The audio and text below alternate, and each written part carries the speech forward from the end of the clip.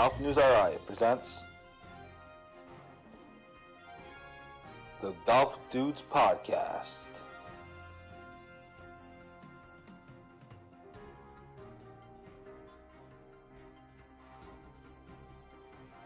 Here are the dudes. Hey everybody, welcome to another episode of the Golf Dudes Podcast. I'm Golf News RI co-founder Joe Calabro. Hope everyone's having a great Thursday night. Sorry a few minutes late, but we are here. And so it's time for another episode. Lots to get to. Rich isn't with us today. He's partying down in Florida. But I have to say, I might be having more fun than he is this week. It's been quite a week for news around the game of golf. So let's get into it. Thanks to everybody for joining in early on. Caitlin Allen, Bridget White, and whoever else. So thank you all. Also, welcome to any new Instagram followers. We're not live on Instagram, but I did do a preview, and hopefully they switched over to Facebook to hang out with us. I picked up a bunch of new followers today at the pilgrimage down in Plymouth Country Club. Anyway, more on that to come, but certainly lots to get to today. The big news of the week was course rankings came out. Golf Digest did their annual or biannual course rankings of the 100 best courses in America, and surprisingly, or somewhat surprisingly, there were no Rhode Island courses that made the list. Newport, Wannamoisett, and Shelter Harbor. By the way, that's Newport Country Club. Just to be clear, they all made the top 200, which isn't really all that exciting. It's better than not making it at all, I guess. But they all made the top 200, not the top 100. I was definitely surprised. So I thought at least Newport would get in there. They usually make these things. They made the golf.com rankings. I think it was back in November as number 84. So I thought for sure Newport was going to get in there, but they didn't.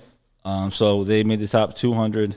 They are the highest ranked Rhode Island course in the top 200 at, I believe it's 137, if I'm not mistaken. So there's that. So it was interesting. That caused some controversy. People were kind of mad about that, especially since Newport is hosting the 2024 U.S. Senior Open, which we reported, and among the first to report that was happening. So some angst about that, but definitely disappointing for those clubs.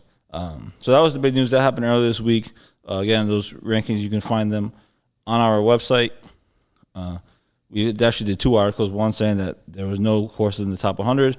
The other one, obviously, we followed up with that they made the top 200. So, again, people were happy that they made the top 200. Like I said, it's better than not making it at all, but not really what you're looking for. It's kind of like finishing second place.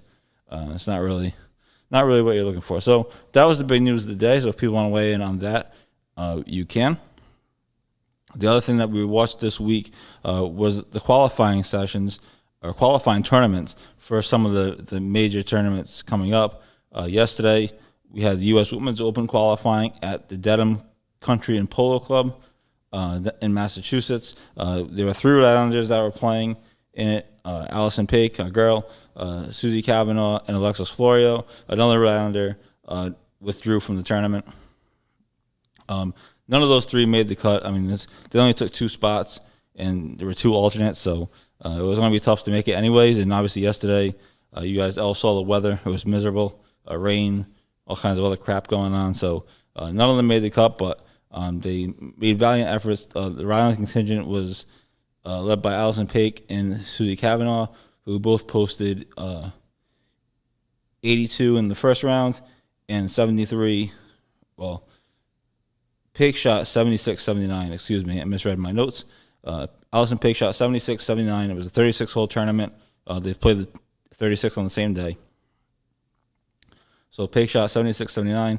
Kavanaugh shot 82 in the first round, and then she had a heck of a bounce back in the second round, shooting 73. So she, wasn't enough, but at least she ended on a good note.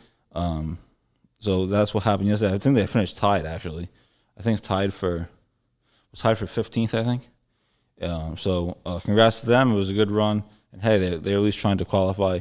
The 2 players who made the cut, in case you were curious, and we put this in the article, was former LPGA professional Christina Kim. You may remember her. I believe she's a major champion from back years ago. She's she's reduced to qualifying now for the U.S. Open, but she made the cut. And Canada's Naomi Pare. I hope I pronounced her name right. I probably didn't, but oh well. So congrats to them. There were two alternates. Both of them were from Germany. So congrats to all of them. So again, a tough cut to make for sure, but at least there was a couple of Islanders in it. A couple of Islanders were also playing in the U.S. Men's Open qualifying earlier this week, and they didn't make it either. John Baldwin and John Pannone, as we reported. So tough week trying to qualify, but at least these players are in there, and they certainly all did better than I would do. That's for sure. So that is the qualifying story. Thanks to my mom for watching, and everybody else for tuning in. Again, just me tonight. Rich is in Florida. So that kind of recaps some of the news of the week. We'll get to some of the PGA Tour stuff. There was actually a huge PGA Tour story this week, which is the one thing I dropped the ball on, but we were so busy with everything else going on that I didn't even get to it. So we can get to it tonight. We'll get to that later on. If you want to talk about Phil Mickelson leading the Wells Fargo Championship after round one, that's pretty impressive. Not a Phil fan, but it's kind of softened on him over the last couple of years as he becomes relevant on the PGA Tour, except for this week. So we can get to that in a few minutes as well. The one thing I wanted to talk about today, my mother says she likes the studio idea. Yes, if you are wondering where I am, and it looks different than my house or Rich's house or wherever, I'm actually in a studio. That's right. This is our debut show in the studio. So we're trying it out, testing some things, and see where it goes. Pat Ford and I have talked extensively about using the studio and seeing what we can do with it. Perhaps putting some offices in here, or not offices, but desks anyway, and see what happens. So lots of ideas with that.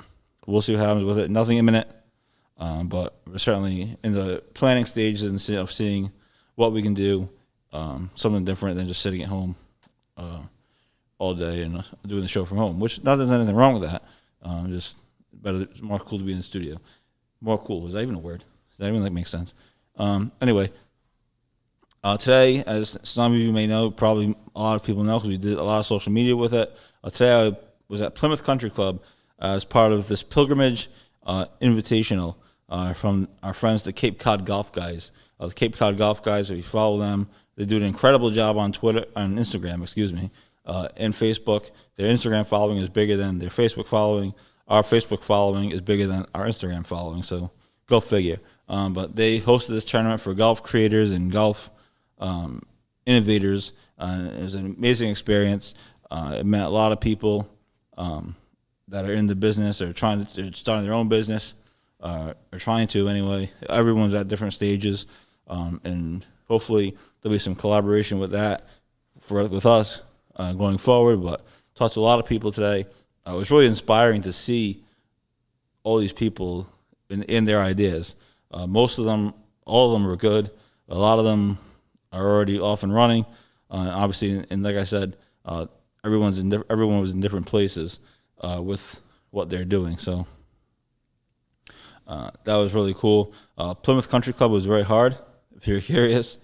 The wind was crazy.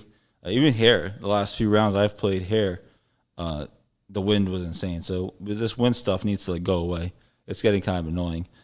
So hopefully the warmer weather will come and more consistently, and the wind will die down. But Plymouth was tough. It's a great course, though. I did a course review on it. I just posted that a couple of hours ago-ish or so.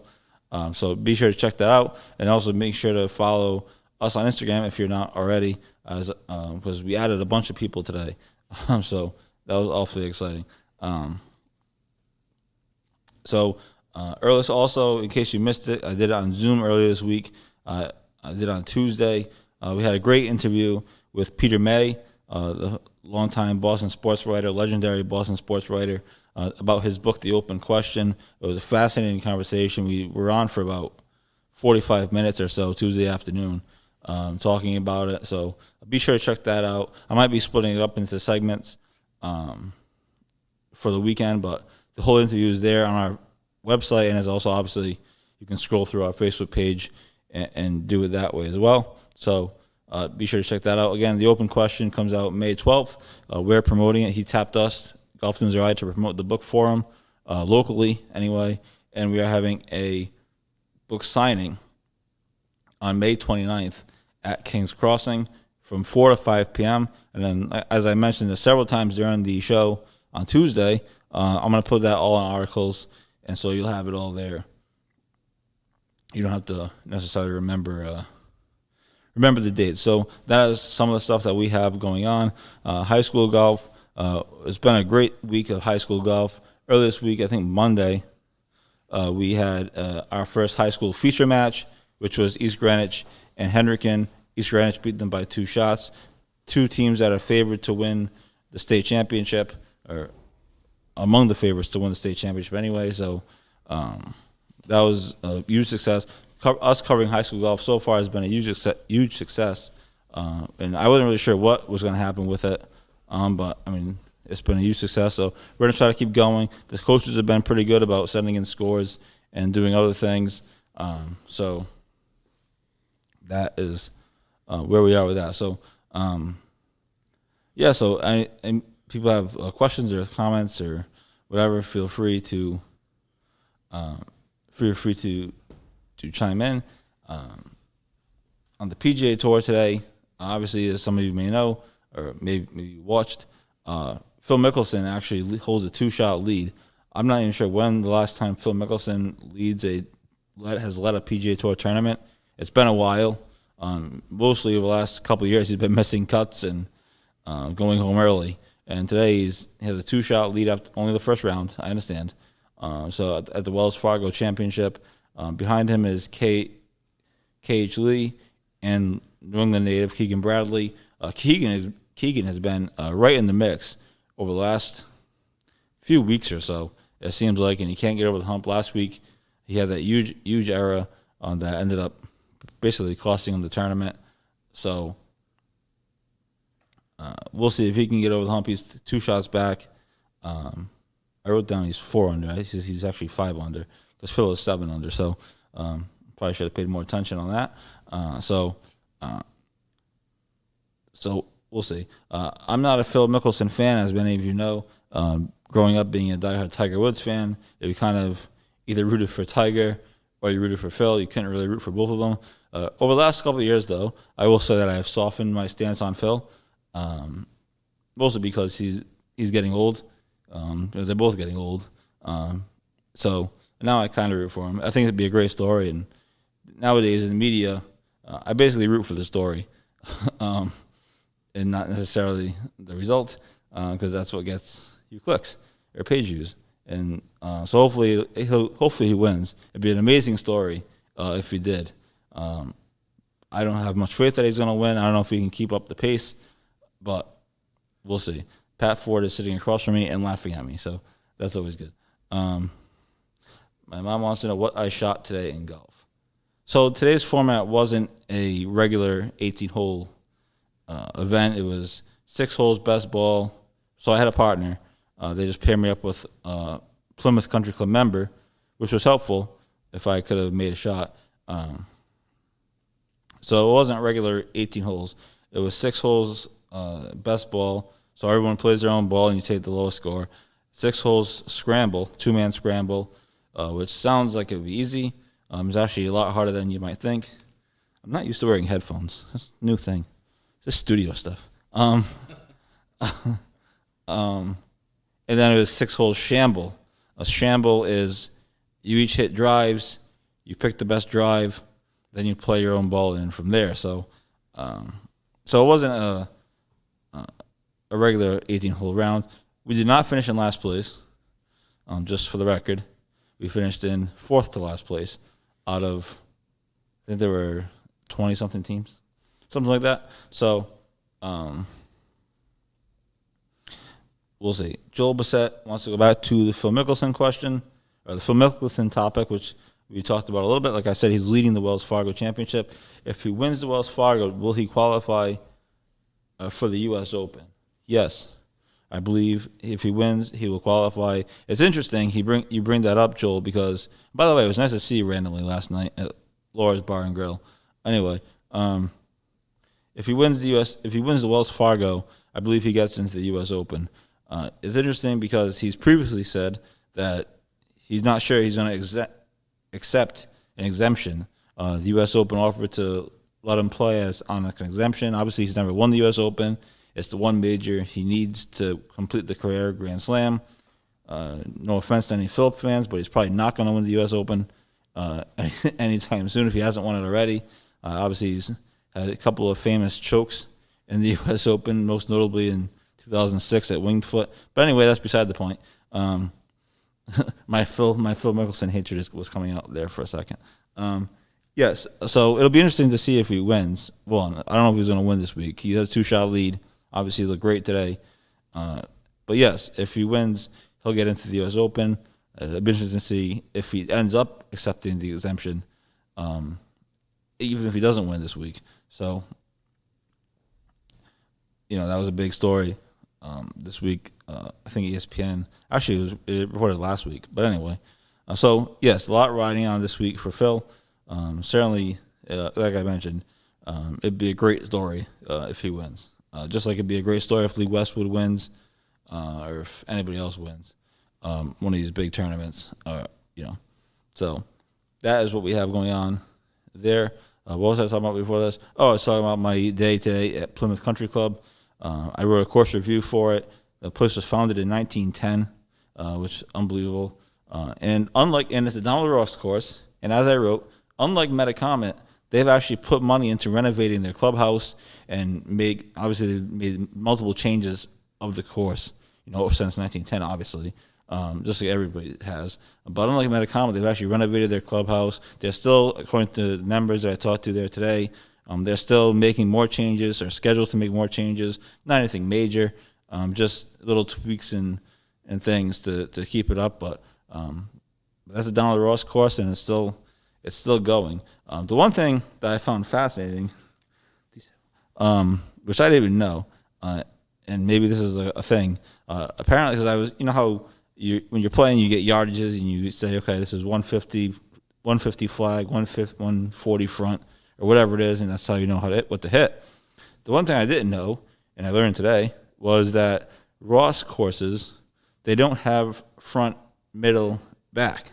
They don't have those distances. They basically have two yardages. They have front and back. There's no middle, and they basically split the greens in two. And I thought I just never knew that. So I don't know if that was common knowledge or anything. I just never realized that. Like apparently, Wannamoisa does that as well, and I'm assuming other Ross courses do that, where there's not really like a middle. There's not like a middle pen. It's either front or back. So anyway, I just found that fascinating. Again, that could be old news, and maybe I'm just not up on my Donald Ross history. But I just never knew that. And when the kid I was playing with today, who's been a member there since like forever, when he told me that, I was like, oh really? And I started thinking about different courses, and he said Wannamoisa has that, and others as well. So anyway, I said that was interesting. But yeah, I played Plymouth Country Club today, and the other amazing thing was that you're an important course when you have a club historian. I thought that was pretty unbelievable as well.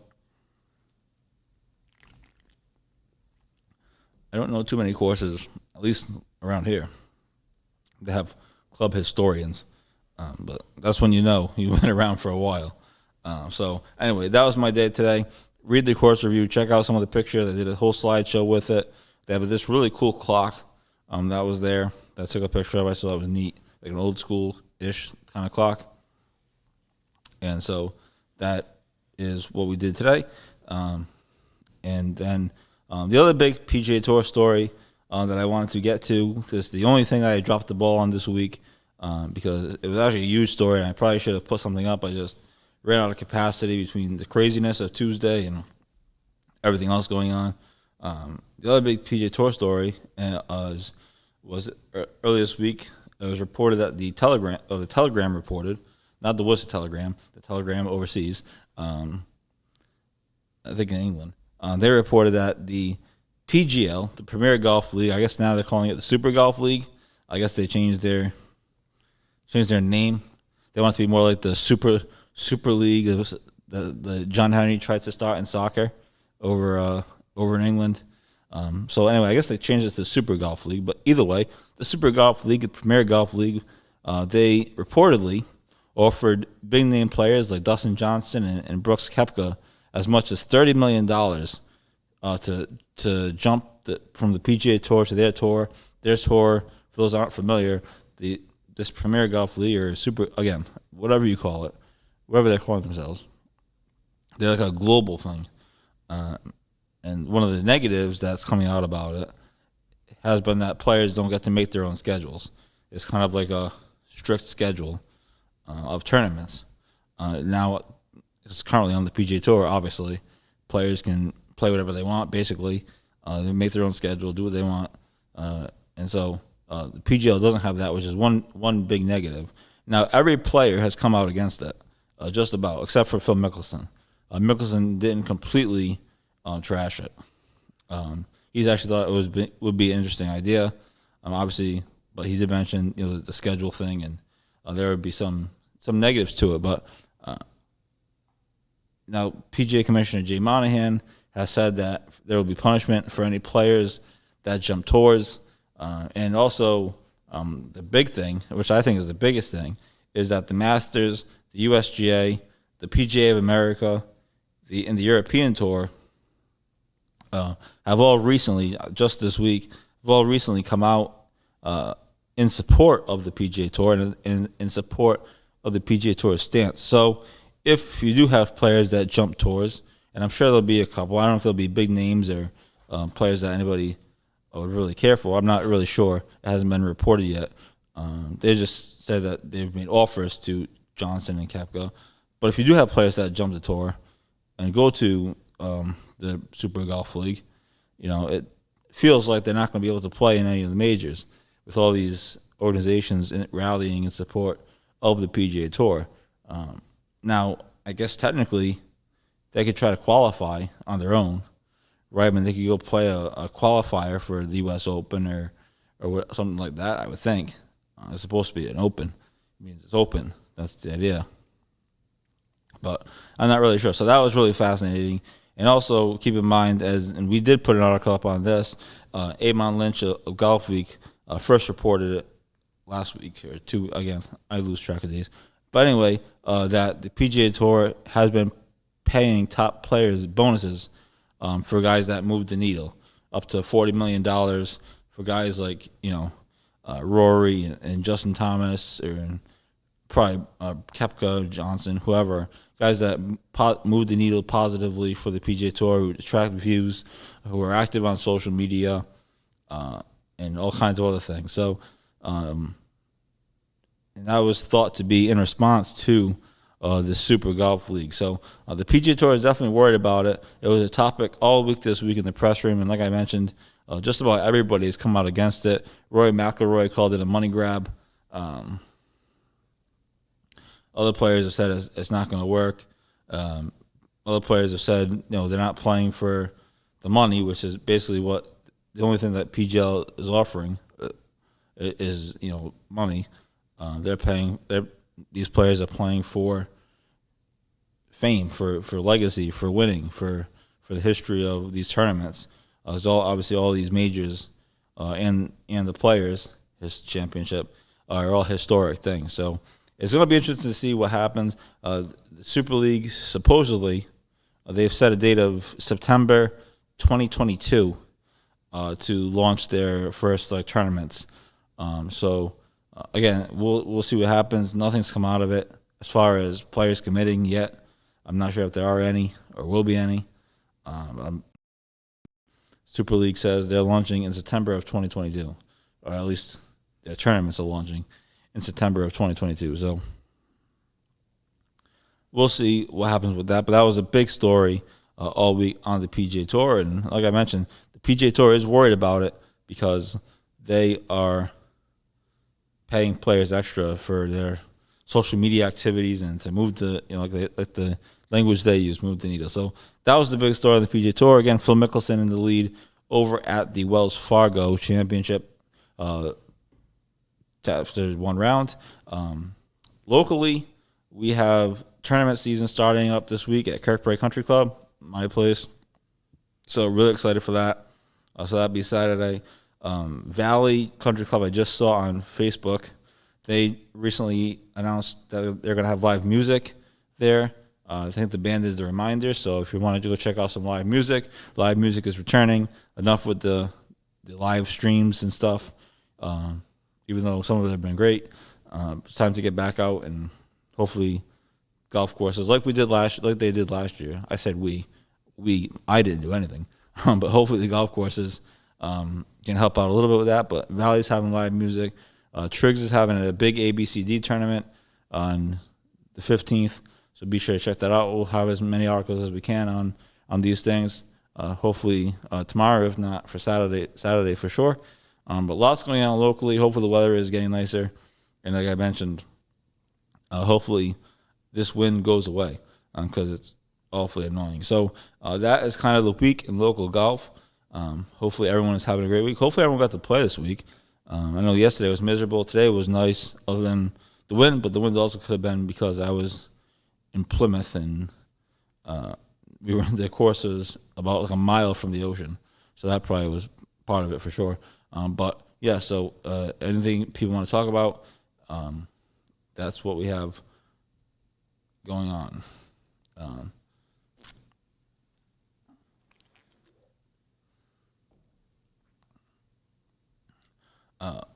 In other news, like I said, the book signing for Peter May is May 29th. And if you have a chance, go check out my interview with him from Tuesday. We did it on Zoom. We did it like early afternoon. And it was really fascinating discussion about Ben Hogan, about Bobby Jones, and about that time period. It's really, I got an advance, no, not obviously, but I got an advanced copy of the book, like a real media person. And I was able to read it. Joel Bassett says, any news on Tiger? Nope, no news on Tiger that I have heard. He's recovering. There was a picture of him that surfaced like a couple weeks ago that like a Friday night, and I just put it up and it took care of my page views for the for the rest of the weekend, basically. So anyway, no news on Tiger. He's recovering. Ricky Fowler had a comment today that he actually watched some of the Masters with Tiger at his house, and he said Tiger still has that fire. So, like I've been saying, I think I've been consistent. Maybe I haven't been, but he's going to come back. He's going to try to, or at least try to come back. Now, he's going to win. Who the hell knows?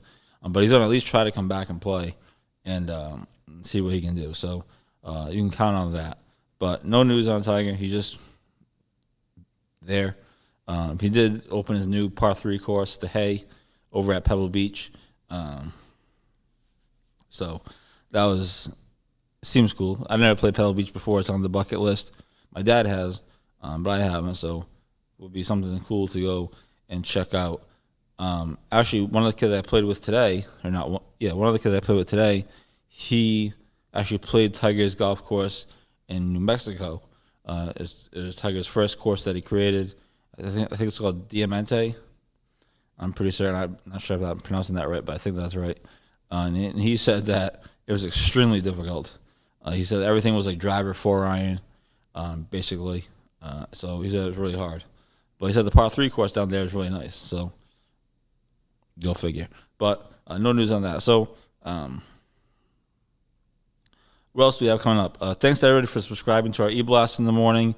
We were up to just over 200 subscribers. A lot of it has come from the high school golf stuff. A lot of it's come from recent connections. So thanks to everybody for subscribing. Again, you subscribe for free. There's no charge or anything like that. You just put your email in, or if you want, message me your email. I can just put it in. It literally takes 2 seconds. So it's not a big deal at all. May 17th, I almost forgot. May 17th, we have Michael Callahan's tournament for his son, Chase for a Cure. That's at Valley Country Club. And Rich and I are both playing in that. Assuming he doesn't just decide to stay down in Florida. You never know. So we're really, really excited for that. Hopefully everyone's playing. Hopefully everyone was able to contribute to help Michael Callahan and his son out. And that's what we have coming up on May 17th. And that's kind of all we got. We're continuing to put out great content, trying to do new and innovative things. Again, like I said today, meeting these people, it was really inspiring to meet so many people launching their own companies and products and merchandise. We do have some merchandise available. We have some hats, and we'll try to do some more of that. I'm still working on how exactly to do it. It's not that easy. So that's kind of what we have going on for the coming weeks and days.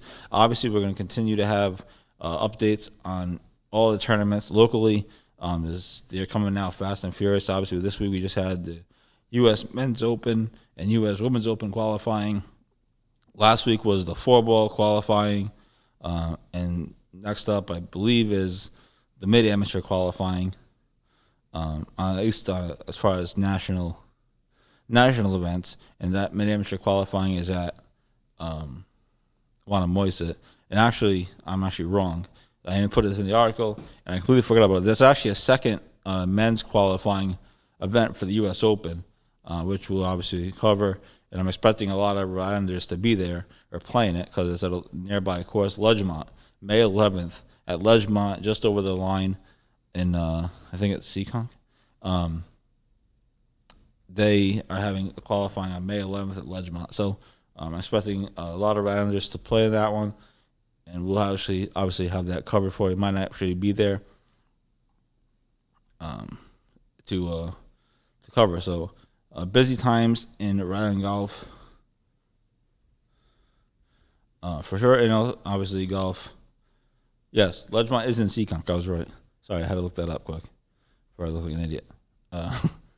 And so that is what we have going on. So busy times in Rhode Island golf, obviously. We continue to have high school golf coverage. The state championship is coming up. We mentioned before, the men's state championship is at Cranston Country Club, and the women are playing at Warwick Country Club. Also a big tournament we have coming up on the high school level is the Bishop Hendricken Invitational. That's at Warwick, and they're inviting all the top teams. So EG might not play. LaSalle's playing. They're trying to get a team from Connecticut to play, who's like one of the top high school teams in the country. They have kids that qualify for the amateur and also the U.S. amateur, and all that other stuff. So that is kind of the story with that. So we'll have all that covered. And then obviously the bigger tournaments are coming.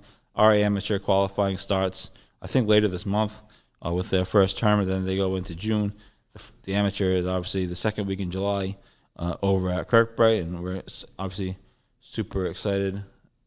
My mom asked, "Are you covering it?" I'm covering everything. Not sure what.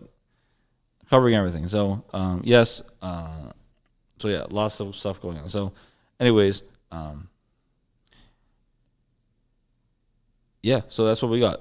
Thanks to everybody for tuning in. Ending a few minutes early here, and hopefully everyone sticks with us for the rest of the week. Lots going on. Should be a busy weekend, hopefully, and that's all we got. So I will talk to you all this weekend. We'll be back with the Golf Dudes podcast, fully loaded next week with all kinds of things coming up, and updates and maybe some videos and all of this other stuff. So we will talk to you then. I hope everyone has a great Thursday night. Hope everyone has a great weekend. Hopefully, if you're out there playing, hopefully you play well. And if you don't, oh well. That's it. That's all I got. So thanks, everybody. Thanks for tuning in. Thanks for the support. And we will talk to you all later.